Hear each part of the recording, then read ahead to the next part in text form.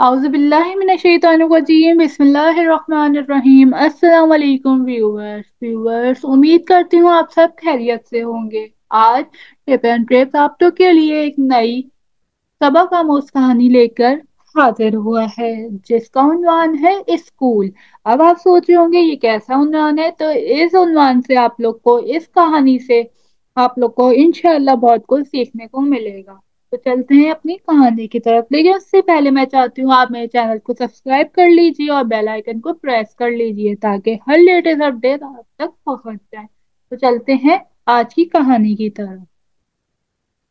آج عبداللہ بہت خوش تھا کیونکہ آج اس کے بیٹے حذیفہ کا اسکول میں پہلا دن تھا۔ عبداللہ دن بھر رکشہ چلاتا اور جو کماتا اس سے گھر والے اللہ کا شکر ادا کرتے ہوئے زندگی گزارتے۔ عبداللہ ان پڑھ تھا، اسے پڑھنا لکھنا بالکل بھی نہیں آتا تھا، اسی وجہ سے وہ چاہتا تھا کہ اس کا بیٹا تعلیم حاصل کرے اور علم کے ذریعے پوری دنیا میں دین زندہ کرے۔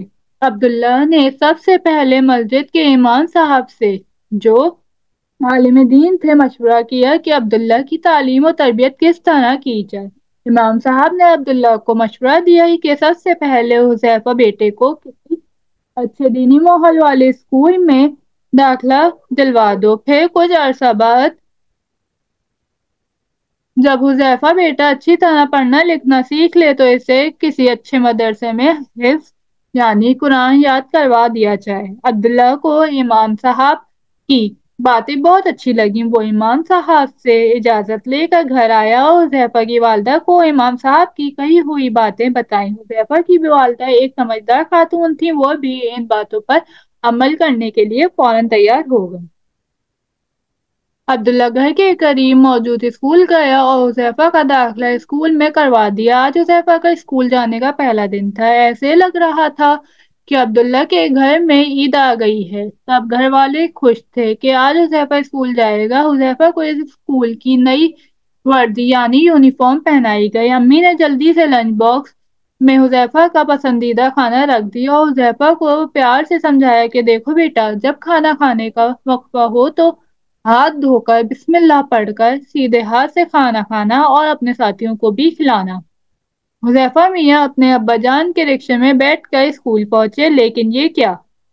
جیسے ہی عبداللہ حذیفہ کو اسکول چھوڑ کر واپس آنے لگا، حذیفہ نے رونا شروع کر دیا اور اس زور سے رونا شروع کیا کہ عبداللہ کو اسے واپس گھر لانا پڑا۔ گھر آ کر عبداللہ نے حذیفہ کو بہت سمجھایا اور علم حاصل کرنے کے فضائل یعنی فائدے سنائے، لیکن حذیفہ میاں نہ مانے اور اسکول جانے کے لیے بالکل تیار نہ تھے۔ اب تو عبداللہ بہت پریشان ہوا اور حذیفہ کی والدہ سے مشورہ کیا۔ انہوں نے عبداللہ کو سمجھایا کہ بچہ ہے، کچھ دنوں میں سب ٹھیک ہو جائے گا، آپ اسے اس کے حال پر چھوڑ دیں اور اللہ سے دعا کریں۔ عبداللہ نے ایسا ہی کیا، وہ روزانہ ہر فرض نماز کے بعد حذیفہ کے لیے دعا کرتا۔ حذیفہ میاں اپنی مستی میں مگن تھے، وہ دن کو باہر نکلتے، دوستوں میں کھیلتے اور شام کو گھر آ کر کھانا کھا کر سو جاتے۔ ایک دن حذیفہ اپنی عادت کے مطابق شام کے وقت کھیل کے میدان پہنچے تو وہ یہ دیکھ کر حیران رہ گئے کہ ان کا کوئی دوست بھی کھیلنے نہیں آیا۔ وہ بہت پریشان ہوئے اور کچھ دیر دوستوں کا انتظار کرنے کے بعد گھر واپس آ گئے۔ دوسرے دن بھی یہی ہوا، یہاں تک کہ پورا ہفتہ گزر گیا۔ اب حذیفہ نے بھی گھر سے نکلنا چھوڑ دیا۔ ایک ہفتے کے بعد حذیفہ کے دروازے پر کسی نے دستک دی۔ حذیفہ نے دروازہ کھولا تو اس کے سارے دوست کھڑے تھے، وہ حذیفہ کو کھیلنے کے لیے بلانے آئے تھے۔ حذیفہ نے ان سے پورا ہفتہ غائب رہنے کی وجہ پوچھی تو انہوں نے بتایا کہ ہمارے اسکول میں امتحانات ہو رہے تھے، اس لیے ہم پڑھائی کر رہے تھے۔ اب الحمدللہ ہمارے امتحانات ختم ہو گئے ہیں تو ہم تمہیں کھیلنے کے لیے بلانے آئے ہیں۔ حذیفہ ان کی باتیں سن کر حیران رہ گیا۔ اس نے امتحان کا لفظ پہلی مرتبہ سنا تھا، اسے نہیں پتا تھا کہ امتحان کیا ہوتا ہے۔ دوستوں کے سامنے تو اس نے کچھ نہیں کہا، خاموشی سے ان کے ساتھ کھیلنے چلا گیا۔ لیکن جب شام کو وہ کھیل کر گھر واپس آیا تو رات کے کھانے کے پر اس نے عبداللہ سے پوچھا کہ ابو جان یہ امتحان کیا ہوتا ہے؟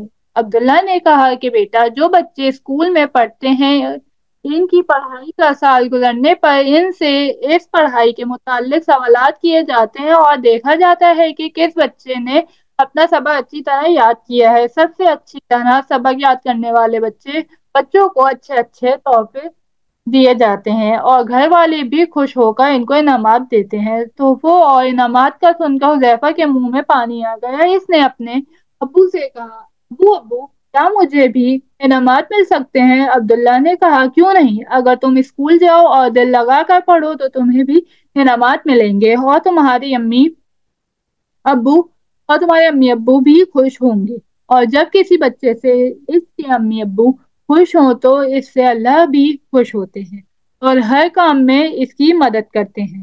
ابو حذیفہ کو بہت افسوس ہوا کہ اس نے اپنے امی ابو کا دل دکھایا اور ان کی بات نہ مانی۔ اس نے اپنے امی ابو سے معافی مانگی اور ان سے وعدہ کیا کہ اب وہ ہمیشہ ان کی بات مانے گا اور کبھی بھی ان کی نافرمانی نہیں کرے گا۔ دوستوں، امی ابو ہمیشہ ہماری اچھائی ہی سوچتے ہیں۔